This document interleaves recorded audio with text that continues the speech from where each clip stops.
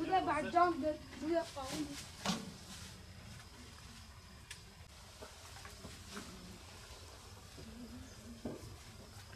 Havas kalsa dikişin mi dikişin ha?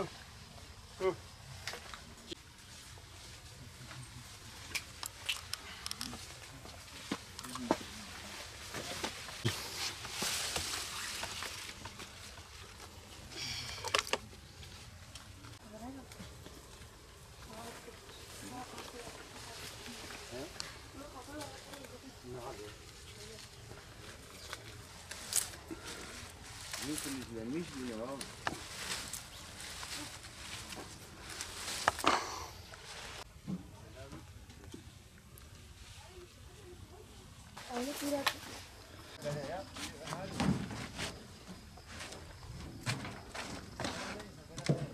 Hanım böyle oldu, hani oldu bir şey.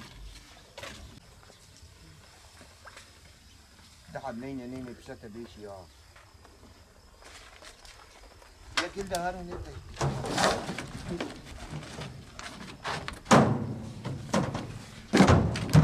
Burası bir dönüm sera. Pembe domates ektik. 1 Nisan'da dikimini yaptık. Diktikten yaklaşık 2 ay sonra hasata başladık. Tabii o süreçte bakımını işte ipe dolama, koltuk altlarını aldık, filizlerini kestik, ipe doladık. Şu an gördüğünüz gibi yani şu an verimin ortasındayız. Haziran başından beri biz hasada başladık. Domates satıyoruz şu an gördüğünüz gibi. Fiyatlar da bu sene iyi geçti. Piyasada iyiydi. Yani 8-10 liradan sattık domateslerimizi.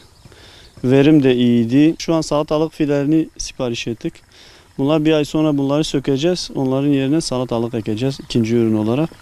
İkinci ürün olarak salatalıklar da işte 12. aya kadar bu 2023'ün sonuna kadar devam edecek. Onlar da bittikten sonra 2-3 ay boyunca bu seralar boş bırakıyoruz yani o kışın. İmkanlar olmadığı için ısıtma sistemi olmadığı için seralarımız kışın boş kalıyor. Yazında 2 ürün ekiyoruz işte. Biz sabahın erken saatlerinden geliyoruz. Biz de çocuklarla beraber ya da eleman tutarak topluyoruz, hale götürüyoruz. Halde komisyoncular var. Komisyoncuya bırakıyoruz. Satmaya biz karışmıyoruz. Onlar kendileri satıyor. Buranın domatesi yani Batman piyasasını Yeniköy ile Balpınar belirliyor. Segirka. Segirka, Zorköy bir de Balpınar. Yani Batman'ın ana damarı bunlardır sebze üreten köyler. Domates olsun, salatalık olsun buranın biberleri yani patlıcanları Batman'ın tedarikçisi Balpınar'dır. Balpınar beldesidir. Pembe domateslerin zaten bir ayrıcalığı var yani diğer domateslerle bir olmaz. Çünkü fidelerini de alırken bir 2-3 lira fazlasına biz alıyoruz. Ona göre tadı da aroması da daha güzel. Gerçekten maliyet çok yükselmiş şu an. Yani mazot olsun, gübre olsun, ilaç olsun. Bunlar hep bize yani masraflar bayağı yükselmiş. Fiyatlar da böyle devam ederse fiyatlardan şikayetçi değiliz. Bu sene fiyatlar iyi. Yani diğer senelere göre çok şükür karşılığını alıyoruz.